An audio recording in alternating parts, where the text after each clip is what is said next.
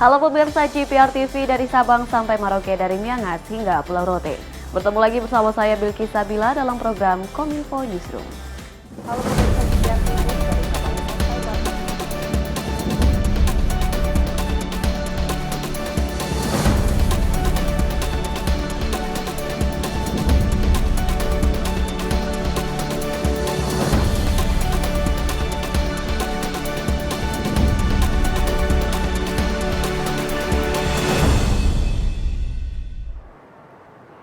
Inilah Kominfo Newsroom selengkapnya. Pemirsa, Kepala Badan Pengawas Obat dan Makanan Penny Lukito mengumumkan 2 perusahaan farmasi yang diduga melakukan tindak pidana terkait kasus gagal ginjal.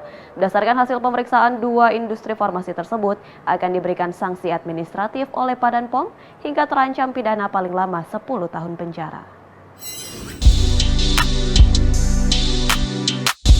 Badan Pengawas Obat dan Makanan Republik Indonesia menggelar konferensi pers hasil penindakan di industri farmasi yang memproduksi sirup obat yang tidak memenuhi standar.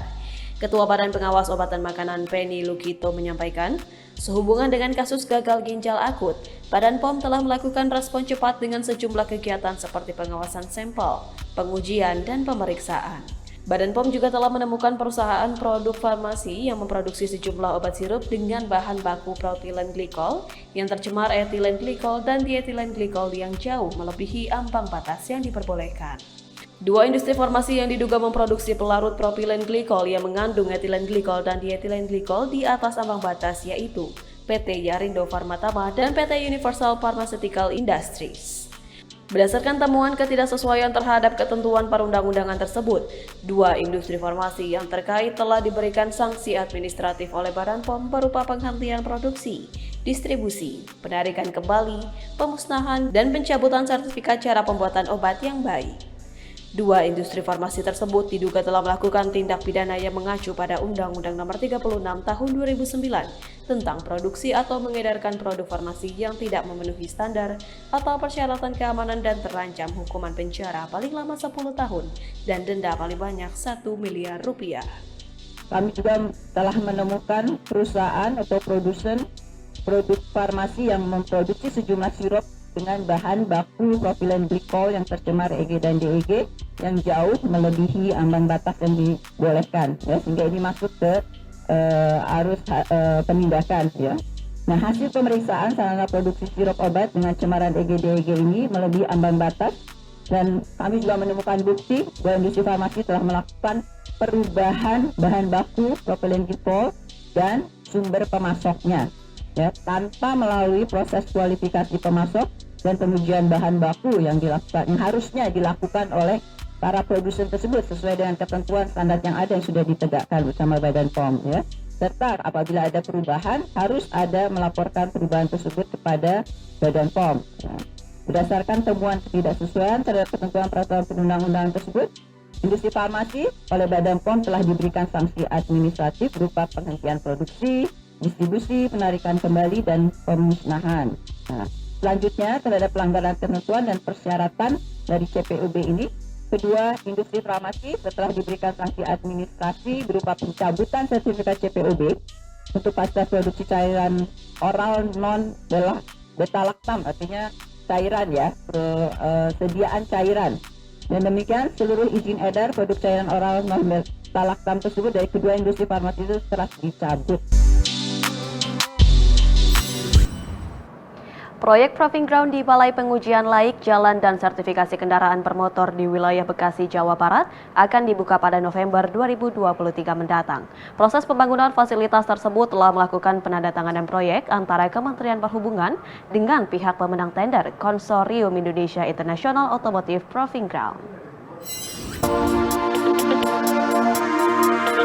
Kementerian Perhubungan mengumumkan konsorsium PT Indonesia International Automotive Proving Ground sebagai pemenang lelang proyek Proving Ground Balai Pengujian Laik Jalan dan Sertifikasi Kendaraan Bermotor di Bekasi, Jawa Barat. Konsorsium Indonesia-Jepang tersebut terdiri dari PT Gobel International, PT Bintang Pradipa Persada, Toyota Suho Corporation, Japan Overseas Infrastructure, PT Hutama Karya, dan PT Astra Daihatsu Motor. Dirjen Perhubungan Darat Kemenhub Hendro Sugiatno mengatakan proyek ini adalah upaya pemerintah meningkatkan standar keselamatan kendaraan bermotor, menjaga kualitas udara melalui pengendalian tingkat emisi, serta menerapkan standar pengujian mengikuti United Nations Regulation. Menurut Hendro, proses pengadaan proyek merupakan lelang internasional dengan menggunakan mekanisme lelang 2 tahap, serta melibatkan 17 badan usaha nasional dan internasional. Direktorat Jenderal Perhubungan Darat selaku penanggung jawab proyek kerjasama ini telah menetapkan konsorsium Indonesia International Automotive Proving Ground atau PT IIAPG sebagai pemenang lelang proyek pada tanggal 23 Agustus 2022 dengan susunan anggota konsorsium PT Gobel International, PT Bintang Pradipa Persada, Toyota Suso Corporation, Japan Overseas Infrastructure Investment Corporation for Transport Urban Development, PT Hutama Karya Persero, dan Astra Daihatsu Motor. Sementara itu, Menkyu Sri Mulyani menjelaskan skema proyek ini adalah kerjasama pemerintah dengan badan usaha dengan fasilitas Project Development Facility, sehingga proyek menjadi bankable dan lebih menarik. Artinya proyeknya menarik sehingga menarik dana dari perbankan untuk membiayainya. Dan tadi disampaikan oleh Bapak Menteri Perhubungan bahwa proyek ini menarik dari sisi internasional, sehingga procurement dilakukan dengan standar global dan yang dimenangkan oleh konsorsium tadi antara Indonesia dengan luar negeri, terutama tadi dari Jepang, dan kita berharap ini akan meningkatkan juga confidence terhadap kemampuan di dalam ikut serta procurement yang berskala global.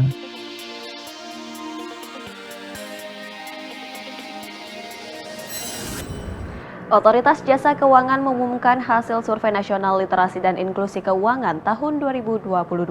Dalam laporannya terjadi peningkatan indeks literasi dan inklusi keuangan masyarakat. Dalam gelaran Financial Expo Puncak Bulan Inklusi Keuangan, Otoritas Jasa Keuangan meluncurkan hasil Survei Nasional Literasi dan Inklusi Keuangan tahun 2022. Mengacu pada survei OJK, indeks inklusi keuangan berhasil tembus 85,10% dan indeks literasi keuangan berhasil tembus 49,68% di 2022. Besar angka ini diharapkan mampu menjadi acuan bagi OJK dan seluruh pemangku kepentingan dan merancang produk ataupun layanan keuangan sesuai dengan kebutuhan konsumen. Ketua Dewan Komisioner OJK Mahendra Siregar mengungkap, angka literasi dan inklusi telah mendekati rasio 3:5. Artinya, 3 dari 5 orang yang mengakses produk keuangan telah mengerti betul tentang produk tersebut. Tapi nanti kita akan lihat hasil dari survei nasional literasi inklusi keuangan, angka itu sudah naik. Sudah lebih mendekati 3 dari 5 yang mengerti literasinya. Nah, ini yang saya melihat tantangannya adalah bagaimana mengutilisasi. Setelah literasinya naik, utilisasinya untuk ditawarkan berbagai akses kepada produk jasa keuangan harus terus ditingkatkan. Kalau tidak, maka tidak akan optimal. Sementara itu, anggota Dewan Komisioner OJK Bidang Edukasi Perlindungan Konsumen, Friederike Widiasari mengatakan, Survei Nasional Literasi dan Inklusi Keuangan bertujuan untuk memetakan indeks literasi dan inklusi keuangan masyarakat Indonesia, termasuk literasi keuangan digital. Saya meyakini bahwa strategi peningkatan literasi dan inklusi keuangan secara masif akan menciptakan masyarakat yang well literate dan inklusif, yang tentunya perlu dibarengi atau harus dibarengi dengan upaya pelindungan konsumen.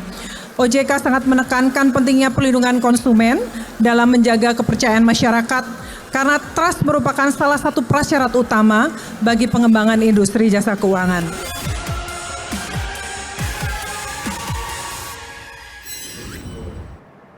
Kepala Badan Riset dan Inovasi Nasional Laksana Trihandoko menyampaikan komitmen bahwa BRIN akan terus meningkatkan kapabilitas pengamanan siber dan siap menjadi mitra bagi BSSN. Melalui tim tanggap insiden siber atau Computer Security Incident Response Team, diharapkan mampu memberi layanan respons insiden keamanan siber. Badan Riset dan Inovasi Nasional membentuk dan meluncurkan tim tanggap insiden cyber atau Computer Security Incident Response Team di lingkungan instansi untuk menjaga keamanan sistem elektronik dari ancaman dan serangan cyber. Kepala Badan Riset dan Inovasi Nasional Laksana Trihandoko menyampaikan pihaknya akan terus meningkatkan kapabilitas pengamanan cyber dan siap menjadi mitra bagi BSSN untuk melakukan pengamanan di bidang cyber baik dari sisi teknologi, sistem informasi, hasil riset dan inovasi maupun sumber daya manusia. Seharusnya memang teman-teman BRIN menjadi mitra dan harus siap membantu BSSN ya dalam segala hal, baik dari sisi teknologi, baik dari sisi sistem informasinya ya, termasuk dari sisi sosialnya mungkin, karena kami punya periset sosial Pak Insah tadi, yang perang sosial tadi ya, bagaimana kita bisa minimalisir ya, misalnya jadi trik-trik apa yang bisa kita pakai misalnya untuk social engineering misalnya ya, itu mungkin juga bisa dimanfaatkan. Sementara itu, pada kesempatan yang sama, Kepala BSSN Hinsa Siburian mengatakan tingginya pemanfaatan teknologi informasi dan komunikasi berbanding lurus dengan risiko ancaman keamanannya. Seperti halnya kategori serangan yang paling sering terjadi di BRIN, yaitu malware dengan jumlah 95% dan kategori status anomali traffic, yakni sebanyak 98% yang diindikasi berhasil menginfeksi sistem. Untuk mengatasi hal tersebut, Hinsa menekankan peran organisasi harus turut andil di dalamnya, terutama untuk mengantisipasi ancaman dan serangan cyber melalui kesiapsiagaan pengelolaan insiden cyber dengan pembentukan CISERT di lingkungan instansi Badan Riset dan Inovasi Nasional Republik Indonesia. Dengan dibentuknya BRIN, CISERT ini diharapkan mampu membentuk sistem elektronik BRIN yang aman dan kondusif, sehingga dapat mendukung terwujudnya BRIN yang andal, profesional, inovatif, dan berintegritas. Dan tentunya tingginya tingkat pemanfaatan TIK, saya katakan tadi, yaitu berbanding atau lurus atau paralel dengan risiko. Kemudian tim tanggap insiden siber harus mampu menjawab tantangan keamanan siber dengan terus melakukan peningkatan kapabilitas dan peningkatan kematangan, perlu evaluasi dari tim. Kemudian keamanan siber merupakan tanggung jawab bersama. Saya ulangi, ini kemarin dipolemikkan juga ini. Sebenarnya tanggung jawabnya memang ya secara umum pemerintah ini memang bertanggung jawab apapun, tapi setelah itu kan ada aturan, undang-undang, ada peraturan yang lebih mengurai lagi gitu. Jadi pada prinsipnya memang iya, negara mempunyai tanggung jawab. Dan tentunya tidak perlu kita perdebatkan lah ya. Pembentukan BRIN CISERT diharapkan mampu membentuk sistem elektronik BRIN yang aman dan kondusif sehingga dapat mendukung terwujudnya BRIN yang andal, profesional, inovatif, dan berintegritas.